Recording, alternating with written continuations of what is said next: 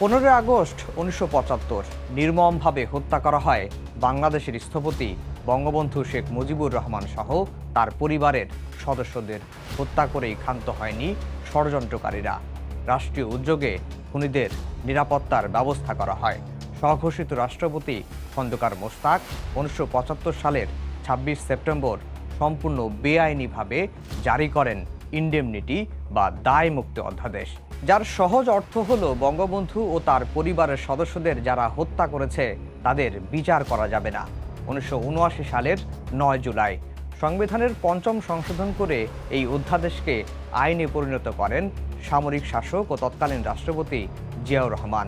সেই সংসদে ইনডেমনিটি অধ্যাদেশকে আইনে পরিণত করার বিরোধিতা করেছিলেন আওয়ামী লীগের সংসদ সদস্যরা। বর্তমান বিএনপি কি কুখ্যাত ইনডেমনিটি আইনের ফল ভোগ করছে? এসব নিয়ে এবারের দৃশ্যপট।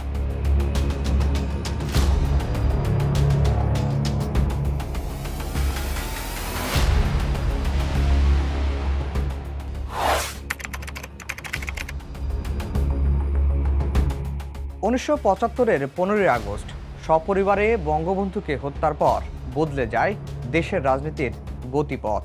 বঙ্গবন্ধুকে হত্যার পর ওই দিন সকালেই রেডিওতে নিজেকে রাষ্ট্রপতি ঘোষণা করেন খন্দকার মোশতাক আহমেদ। তিনি ছিলেন বঙ্গবন্ধুর মন্ত্রিসভার সদস্য এবং আওয়ামী লীগের পুরনো নেতা।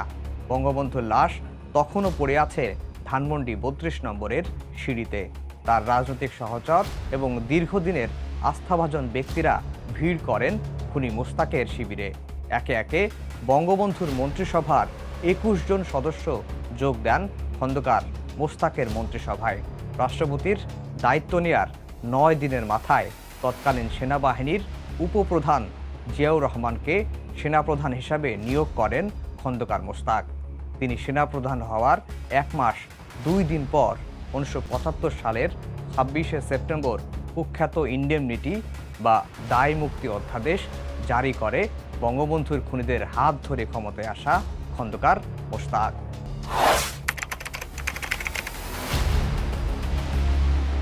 সহজ ভাষায় বলতে গেলে বঙ্গবন্ধু ও তার পরিবারকে যারা হত্যা করেছে তাদের বিচারের বাইরে রাখা। দায় মুক্তি অধ্যাদেশে বলা হয় 1975 সালের 15 আগস্টের হত্যাকাণ্ডের সঙ্গে সরাসরি জড়িত কিংবা পরিকল্পনার সাথে জড়িত কারো বিরুদ্ধে কোনো আদালতে মামলা করা যাবে না, এমনকি সুপ্রিম কোর্ট বা কোর্ট মার্শালেও তাদের বিচার করা যাবে না। খুনিদের বিরুদ্ধে প্রশাসনিক ব্যবস্থা নেওয়ারও পথ রুদ্ধ করা হয় এই অধ্যাদেশে। সংবিধানের প্রস্তাবনায় রাষ্ট্রের মূল লক্ষ্য হিসাবে সকল নাগরিকের জন্য আইনের শাসন, মৌলিক অধিকার এবং সুবিচার নিশ্চিত করার কথা বলা হয়েছে। এই অধ্যাদেশ ছিল সংবিধানের সঙ্গে সরাসরি সাংঘর্ষিক।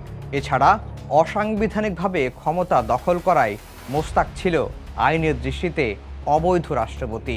একজন অবৈধ রাষ্ট্রপতি কর্তৃক জারিকৃত সংবিধান বিরোধী অধ্যাদেশ আইনের পরিভাষায় ছিল অবৈধ।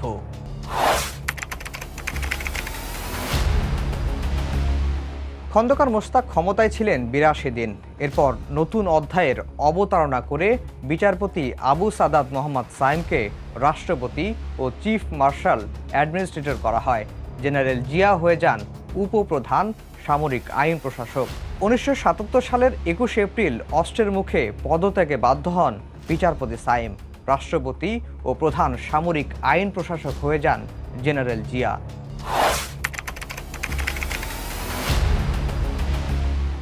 বঙ্গবন্ধুর আমলে 4 বার সংশোধন করা হয় সংবিধান। প্রথম সংশোধনী আনা হয় যুদ্ধাপরাধীদের বিচার নিশ্চিত করার জন্য। দ্বিতীয়টি জরুরি অবস্থা ঘোষণার বিধান। তৃতীয় সংশোধনী আনা হয় ভারত ও বাংলাদেশের সীমানা নির্ধারণী চুক্তি বাস্তবায়নের জন্য। শাসন ব্যবস্থার পরিবর্তনের জন্য আনা হয় সংবিধানের 4র্থ সংশোধনী। 1979 সালের 18 ফেব্রুয়ারি সামরিক আইনের অধীনে দেশে দ্বিতীয় সংসদ নির্বাচন অনুষ্ঠিত হয়। ওই নির্বাচনে জিয়ার নবগঠিত বিএনপি 2/3 আসনে বিজয়ী হয়।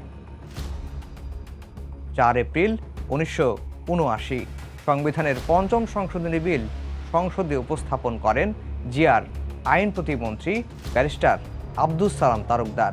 সংসদে বিএনপির আসন 207। অপরদিকে আসাদুজ্জামান খানের নেতৃত্বে আওয়ামী লীগের মালেক অংশের সংসদ সদস্য সংখ্যা 39 জন এবং মিজানুর রহমানের নেতৃত্বে আওয়ামী লীগের 2 জন সংসদ সদস্য ছিলেন ওই সংসদে। অন্যদের মধ্যে সংসদে ছিলেন তৎকালীন একতা পার্টির নেতা সুরঞ্জিত সেনগুপ্ত। 2/3 সংসদ সদস্য হওয়ায় সংবিধানের 5ম সংশোধনী পাশ জিয়ার ছিল সময়ের ব্যাপার মাত্র।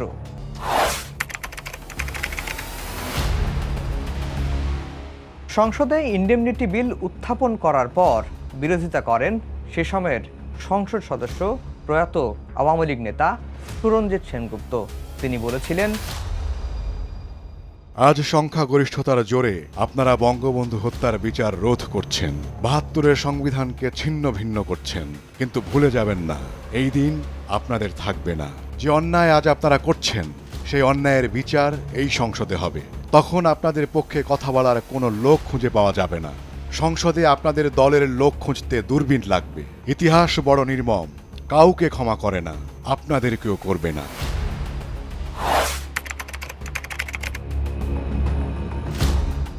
পয়েন্ট অফ অর্ডারে দাঁড়িয়ে বাকেরগঞ্জ 14 আসন থেকে নির্বাচিত আওয়ামী লীগের সংসদ সদস্য অ্যাডভোকেট সুধাংশু শেখর হালদারের বক্তব্য ছিল, আজ আইনের শাসন এবং সংবিধানকে যেভাবে পদদলিত করা হলো, একদিন ইতিহাস তার বিচার করবে। এই সংসদ একদিন আপনাদের অপকর্মের বিচার করবে। সেই দিন আপনাদের অনুশোচনা ছাড়া কিছু করার থাকবে না। 4.5 লাখ আওয়ামী লীগের নেতাকর্মীকে বিনা বিচারে আটক রেখেছেন। তাদের ওপর নৃশংস নির্যাতন চালানো হচ্ছে। তিল তিল করে কারাগারে মুক্তিযোদ্ধাদের বিনা চিকিৎসায় মারা হচ্ছে। এই পরিণতি একদিন আপনাদেরও হবে। তখন বুঝবেন আজ কি ভুল করছেন।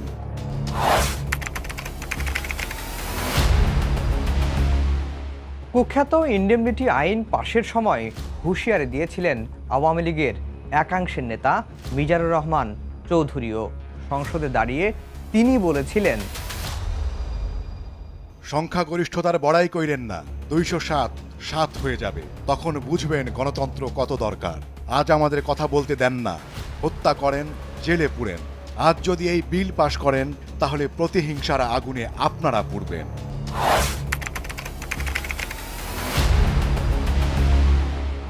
সংখ্যায় কম হওয়ায় আওয়ামী লীগের সংসদ সদস্যদের কোনো বক্তব্য সে সময় আমলে নেয়নি জেনারেল জিয়ার সরকার।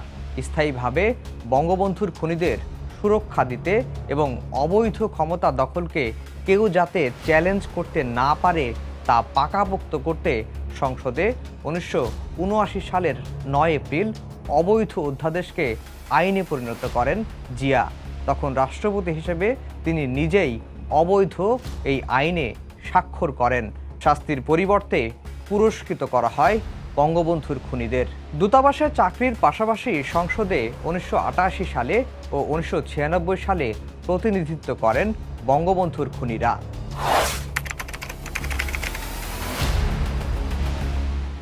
সংবিধানের 5ম সংশোধনী মামলার রায়ে জেনারেল জিয়া, মোস্তাক ও সাইমের রাষ্ট্রপতি পদ দখলকে সম্পূর্ণরূপে বেআইনি, অবৈধ, বাতিল ও অস্তিত্বহীন ঘোষণা করেন দেশের সর্বোচ্চ আদালত। এছাড়া জিয়া, মোস্তাক ও সাইমকে রাষ্ট্রদ্রোহী, সংবিধান ধ্বংসকারী হিসেবে ঘোষণা করা হয়। রায়ে আরও উল্লেখ করা হয় 1975 সালের 15ই আগস্ট থেকে 1979 সালের 7 এপ্রিল পর্যন্ত বাংলাদেশ বৈধ জনপ্রতিনিধি দ্বারা শাসিত হয়নি। ফলে এ সময় যারা ক্ষমতা দখল করেছিলেন তারা অবৈধ। সঙ্গত কারণেই তাদের সকল কর্ম ছিল অবৈধ।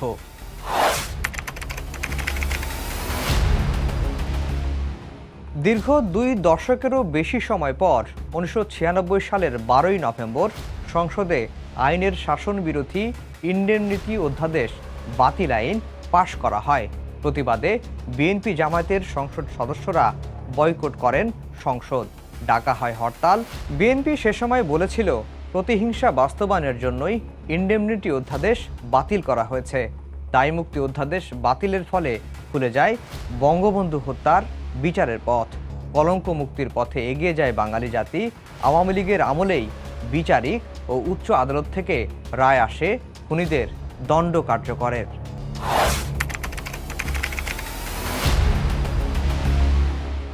যুক্তরাষ্ট্রের ১৬তম রাষ্ট্রপতি আব্রাহাম লিঙ্কন হত্যার ৩ মাসেরও কম সময়ের মধ্যে বিচার সম্পন্ন হয়েছিল।